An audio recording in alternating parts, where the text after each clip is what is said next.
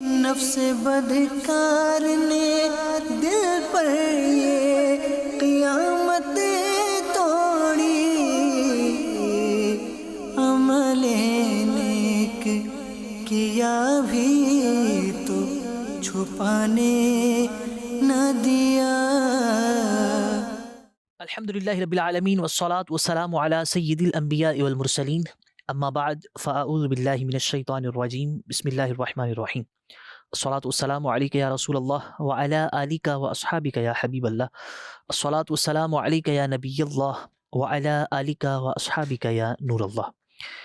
نبی کریم صلی اللہ تعالیٰ علیہ وآلہ وسلم کی ذات کو اللہ نے بڑا بلند مقام عطا فرمایا۔ میرے آقا علیہ الصلوۃ والسلام پر درود شریف پڑھنے کی بڑی عظمتیں اور بڑی برکتیں ہیں۔ میرے آقا علیہ الصلوۃ والسلام خود ارشاد فرماتے ہیں کہ قیامت کے دن میرے سب سے زیادہ قریب وہ شخص ہوگا جو دنیا میں مجھ پر کثرت سے درود پڑھنے والا ہوگا۔ صلو علی الحبیب صلی اللہ تعالیٰ علی محمد صلی اللہ تعالیٰ علیہ وآلہ وسلم۔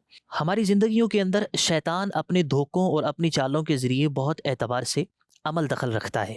گزشتہ ایپیسوڈز کے اندر ہم شیطان کی مختلف چالوں پر گفتگو کر چکے، جن میں توبہ کی امید پر گناہ کا حوصلہ پیدا کرنا، دھوکے میں رکھنا، ریاکاری جو ہے وہ کسی انسان کے اندر پیدا کر دینا، اور اس طرح کے مختلف ایسی شیطان کی چالیں ہیں جو وہ کسی بھی مسلمان کے ساتھ چلتا ہے اور اس کو گناہوں کے راستے پر گامزن کرتا ہے۔ آج کے ایپیسوڈ کے اندر ہم جس چیز پر گفتگو کریں گے وہ ہے شیطان کی طرف سے ہمارے دلوں کے اندر جو فاسد خیال پیدا ہو جاتا ہے، جس کو ہم عام زبان کے اندر اور عام لفظ کے طور پر وسوسہ کہتے ہیں، اس پر گفتگو کریں گے۔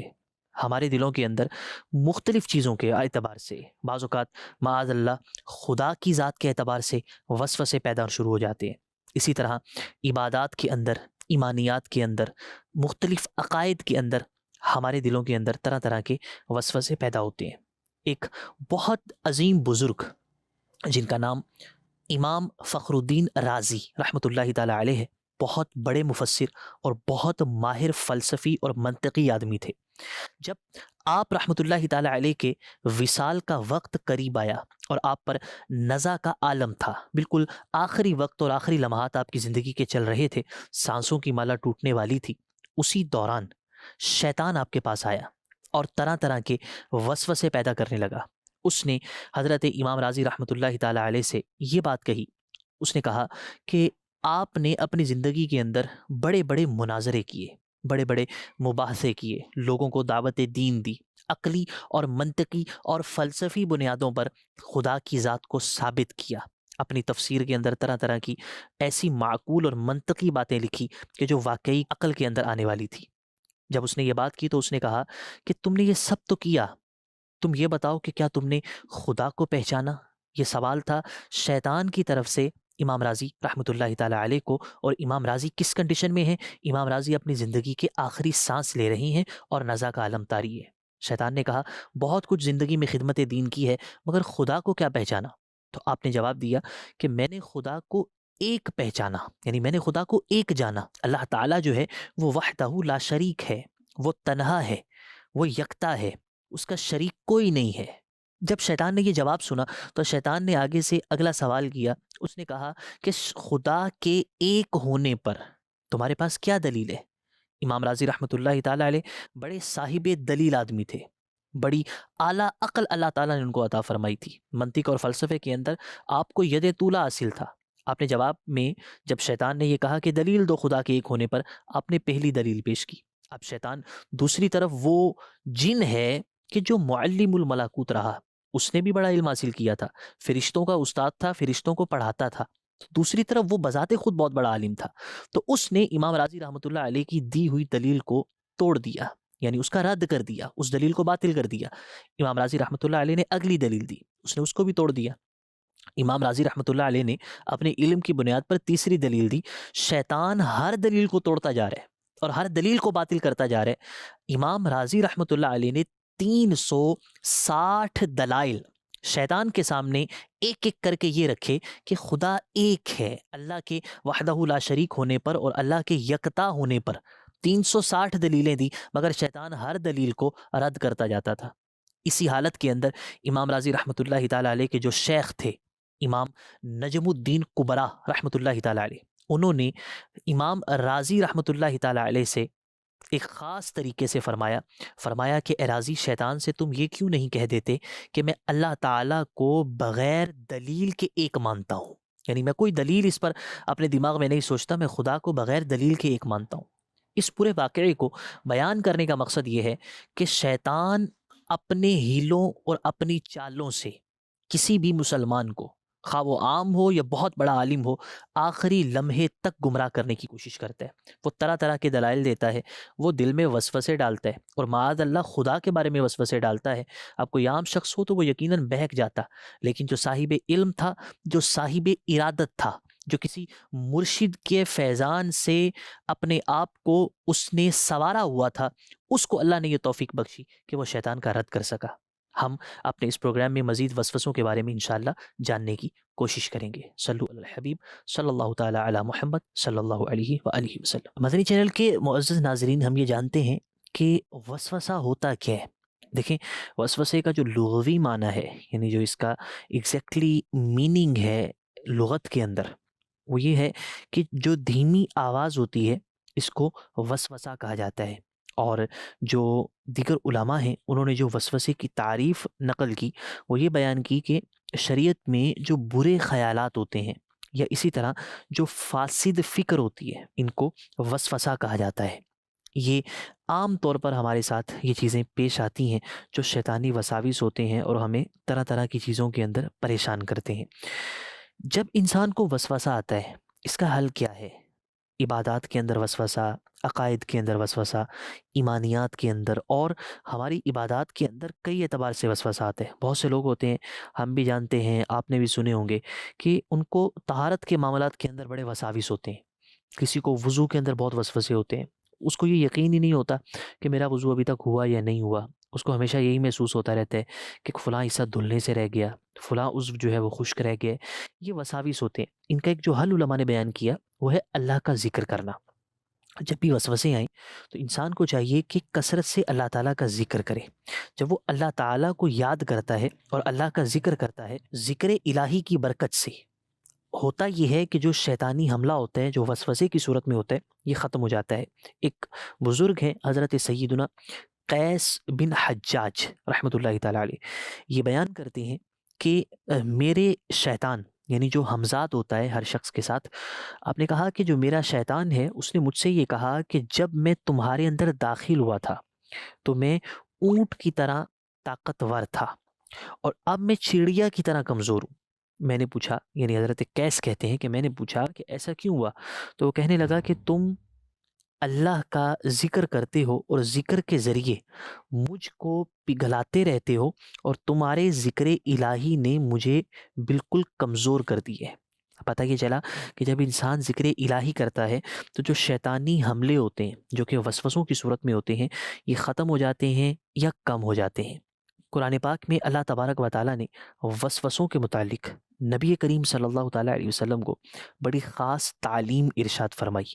قرآن پاک سورۃ المؤمنون آیت نمبر 97 اور 98 کے اندر اللہ تبارک و تعالیٰ ارشاد فرماتا ہے، وَقُلْ رَبِّ أَعُوذُ بِكَ مِنْ ہمزات الشیاطین وَأَعُوذُ بِكَ رَبِّ أَنْ يَحْضُرُونَ۔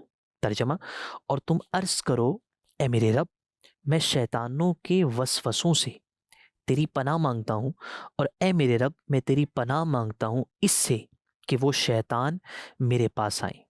اللہ تعالیٰ نے ہر شخص کے ساتھ ایک فرشتے کو بھی مقرر فرمایا ہے اور ایک شیطان کو بھی مقرر فرمایا۔ امام غزالی رحمۃ اللہ تعالیٰ علیہ نے منہاج العابدین کے اندر اس تفصیل کو بیان فرمایا۔ آپ یہ فرماتے ہیں کہ اللہ تعالیٰ نے ہر انسان کے دل پر ایک فرشتہ مقرر فرمایا ہے جو اسے نیکی کی دعوت دیتا ہے، اور آپ نے اس کا نام بھی بیان کیا۔ آپ فرماتے ہیں کہ اس فرشتے کو ملہم کہتے ہیں، وہ نیکی کی دعوت دیتا ہے۔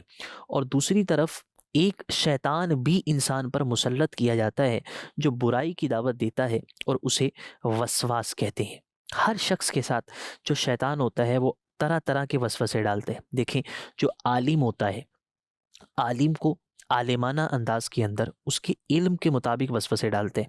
جو ان پڑھ ہوتا ہے، جس نے دینیات کو بہت زیادہ نہیں پڑھا، اس کو اس کے اعتبار سے وسوسے ڈالتے ہیں۔ تو ہر شخص کو اس کے لحاظ سے وسوسے ڈالتے ہیں۔ یہ شیطان کی خباثت ہے کہ وہ ہر ایک کو اس کے لحاظ سے وسوسے ڈالتے ہیں۔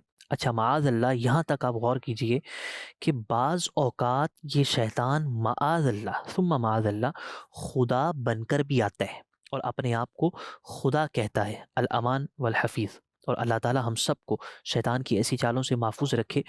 یہاں تک کہ یہی شیطان وہ ہوتا ہے کہ جو اللہ تبارک و تعالیٰ کے بارے میں بھی وسوسے ڈالتے ہیں۔ نبی کریم صلی اللہ علیہ وسلم کی ایک حدیث ہے، امام بخاری رحمۃ اللہ تعالیٰ علیہ نے اس حدیث پاک کو نقل فرمایا کہ تم میں سے کسی کے پاس شیطان آتا ہے تو اس سے کہتا ہے کہ فلاں چیز کس نے پیدا کی، یعنی شیطان یہ وسوسہ ڈالتا ہے کہ فلاں چیز کو کس نے پیدا کیا، فلاں کو کس نے پیدا کیا، یعنی طرح طرح کی چیزوں کے بارے میں یہ وسوسہ پیدا کرتا ہے کہ اس چیز کو کس نے بنایا، اس چیز کو کس نے بنایا، یہاں تک کہ وہ بندے کے دماغ میں اتنے وسوسے ڈالتا ہے کہ نبی کریم صلی اللہ علیہ وسلم فرماتے ہیں یہاں تک کہ بندہ کہتا ہے کہ تمہارے رب کو کس نے پیدا کیا۔ تو کسی بھی شخص کو چاہیے کہ جب دماغ میں ایسی سوچ پیدا ہونا شروع ہو جائے تو وہ اعوذ باللہ پڑھ لے، یعنی اللہ تبارک و تعالیٰ کی پناہ حاصل کرے شیطان مردود سے کہ جو اسے اس طرح کے وسوسے ڈالتے ہیں۔ مفتی محمد احمد یار خان نعیمی رحمۃ اللہ تعالیٰ علیہ، انہوں نے ایک بڑی خوبصورت بات لکھی۔ وہ بات یہ ہے، اور تمام طرح کے جو وسوسے ہوتے ہیں ان کا یہ حل ہوتا ہے۔ مفتی احمد یار خان نعیمی رحمۃ اللہ تعالیٰ علیہ لکھتے ہیں، آپ فرماتے ہیں جس کا خلاصہ یہ ہے کہ شیطان جب طرح طرح کے وسوسے ڈالتا ہے اور دماغ کے اندر سوالات کو پیدا کرتا ہے، خدا کے بارے میں، دنیا کے بارے میں، اشیاء کی پیدائش کے بارے میں، کسی بھی چیز کے بارے میں، جب شیطان طرح طرح کے وسوسے اور سوال پیدا کرتا ہے تو اس کے سوالات کو رد کر دیا جائے، اس پر غور نہ کیا جائے، اس پر توجہ نہ دی جائے، اس کا جواب اپنے دماغ کے اندر بنانے کی کوشش نہ کی جائے۔ کہ جب انسان یہ کوشش کرنے کی طرف چلا جاتا ہے کہ شیطان نے جو وسوسے ڈالے، جو سوالات دماغ کے اندر کھڑے کیے، جب کوئی بھی شخص ان کے جوابات از خود تلاش کرنے کی کوشش کرتا ہے تو شیطان اپنے وسوسوں کو مزید اس کے دماغ میں پختہ کرتا ہے اور اس پر طرح طرح کے حملے کرنا شروع کر دیتے ہیں۔ ایک عام وسوسہ جو ہمارے عام لوگوں کے دماغوں میں پیدا ہوتا ہے، جس کو اللہ بچائے اس کو بچائے، عام وسوسہ جو پیدا ہوتا ہے وہ تقدیر کے بارے میں ہوتا ہے کہ تقدیر کے بارے میں ہم لوگ یہ بات کہتے ہیں، اور وسوسہ شیطان جو ہے وہ ہمارے دماغوں کے اندر یہ پیدا کرتا ہے کہ جب یہ سارا کچھ کرنا، یعنی گناہ کرنا یا جو بھی کرنا، یہ ہمارے مقدر میں لکھ دیا گیا تو پھر سزا کیوں ملتی ہے؟ یعنی ہمارے لیے تو لکھ دیا گیا اور ہم نے کرنا ہی کرنا ہے، تو پھر سزا کس چیز کی؟ تو اس کا علماء نے جواب دیا کہ اللہ تبارک و تعالیٰ نے اپنے علم ازلی سے جان لیا کہ کس بندے نے کیا کرنا تھا، اس کے مطابق اللہ تبارک و تعالیٰ نے تقدیر مقدر فرما دی۔ تو ایسا نہیں ہے کہ جو تقدیر میں لکھا گیا ہمیں مجبوراً وہ کرنا پڑتا ہے، ہمارا ہرگز یہ نظریہ نہیں ہے۔ ہم نے جو کرنا تھا اللہ تبارک و تعالیٰ نے اپنے علم ازلی سے جان کر اس کو ہماری تقدیر میں لکھ دیا اور اسے ہمارا مقدر بنا دیا۔ یہ جو وسوسہ ہے یہ شیطان کی طرف سے بڑا خطرناک وسوسہ ہے کہ انسان اس طرح کی سوچ جب اپنے اندر پیدا کرتا ہے، اس کو پختہ کرتا ہے اور اندر ہی اندر دماغ کے اندر جو ہے نا وہ عجیب سی کھچڑی پکاتا ہے، تو وہ معاذ اللہ راہ اسلام سے ہٹ کے ایک عجیب ہی راستے پر چلنا شروع ہو جاتا ہے۔ نبی کریم صلی اللہ تعالیٰ علیہ وآلہ وسلم کی بارگاہ میں ایک مرتبہ کچھ صحابہ کرام حاضر ہوئے اور آ کر انہوں نے حضور کی بارگاہ میں عرض کی کہ یا رسول اللہ صلی اللہ علیہ وسلم، ہم اپنے دلوں کے اندر ایسے خیالات محسوس کرتے ہیں کہ انہیں بیان کرتے ہوئے ہمیں بہت برا معلوم ہوتا ہے، یعنی ہم پسند ہی نہیں کرتے کہ ہم ان کو بیان کریں۔ تو نبی کریم صلی اللہ علیہ وسلم نے ارشاد فرمایا کیا تم نے یہ بات پائی ہے؟ مطلب واقعی تم یہ ریئلائز کرتے ہو کہ وہ وسوسے، وہ خیالات ایسے ہوتے ہیں کہ تم انہیں بیان کرنا پسند نہیں کرتے؟ تو صحابہ کرام رضی اللہ تعالیٰ عنہم نے عرض کی کہ جی یا رسول اللہ صلی اللہ علیہ وسلم، یقیناً وہ ایسے خیالات ہوتے ہیں کہ ہم ان کو بیان کرنا بالکل پسند نہیں کرتے۔ تو نبی کریم صلی اللہ علیہ وسلم نے فرمایا کہ یہ کھلا ہوا ایمان ہے، یہی ایمان ہے کہ تمہارے دل کے اندر شیطان ایسے ایسے وساوس ڈال دیتا ہے کہ جن کو تم اپنی زبان پر نہیں لانا چاہتے، جن پر تم کلام نہیں کرنا چاہتے، جن کا تم اظہار نہیں کرنا چاہتے، تو جب تم ان کا اظہار نہیں کرنا چاہتے اور اپنے دل میں اس کو دبا لیتے ہو اور اللہ تبارک و تعالیٰ کے بارے میں اپنے نظریات وہی رکھتے ہو جو ہونے چاہیے، تو یہ کھلا ہوا ایمان ہے، یعنی یہ حقیقی ایمان ہے۔ ایک اور حدیث پاک کے الفاظ کچھ تبدیل ہیں، وہاں نبی کریم صلی اللہ تعالیٰ علیہ وسلم کی بارگاہ میں ایک شخص حاضر ہوا اور اس نے آ کر عرض کیا، یہ ایک شخص کا واقعہ ہے، اس نے آ کر عرض کیا یا رسول اللہ صلی اللہ علیہ وسلم، میں اپنے دل میں ایسے خیالات محسوس کرتا ہوں کہ اگر میں وہ بولوں تو اس بولنے سے زیادہ مجھے یہ پسند ہے کہ میں جل کے کوئلہ ہو جاؤں، مطلب میں اپنی زبان پر اس کا ایک لفظ نہیں لانا چاہتا۔ نبی کریم صلی اللہ علیہ وسلم نے ارشاد فرمایا، اللہ کا شکر ہے کہ جس نے ان خیالات کو وسوسہ بنا دیا، یعنی یہ خیالات وسوسہ ہیں۔ تو اللہ تعالیٰ سے ہمیشہ دعا کرنی چاہیے کہ جو شیطان ہم پر حملے کرتا ہے وسوسوں کی صورت میں، اور ہمیں دھوکے دیتا ہے اور ہم پر یہ چال چلتا ہے کہ ہمارے دماغ میں خدا کے بارے میں، نبی کریم صلی اللہ علیہ وسلم کے بارے میں، بزرگان دین کے بارے میں، خدا کے نیک بندوں کے بارے میں، اچھا خدا کے نیک بندوں کی کرامات کے بارے میں جو کہ حق اور سچ ہے اور جو قرآن و حدیث سے ثابت ہیں، ان کے بارے میں وسوسے پیدا کرنا شروع کر دیتا ہے۔ اللہ تعالیٰ سے پناہ مانگنی چاہیے ایسے شیطان سے کہ جو اس طرح کے وسوسے پیدا کرے، اور ایسے انسان سے بھی اللہ کی پناہ مانگنی چاہیے کہ جو ہمیں ایمانیات کے اندر، عقائد کے اندر اور بزرگان دین کے اعتبار سے وسوسے پیدا کرے۔ اللہ تعالیٰ سے دعا ہے اللہ ہمیں شیطانی حملوں سے محفوظ فرمائے۔ آمین بجاہ النبی الامین وصلی اللہ تعالیٰ علیہ وآلہ وسلم۔ نفس بدکار نے دل پر یہ قیامت توڑی،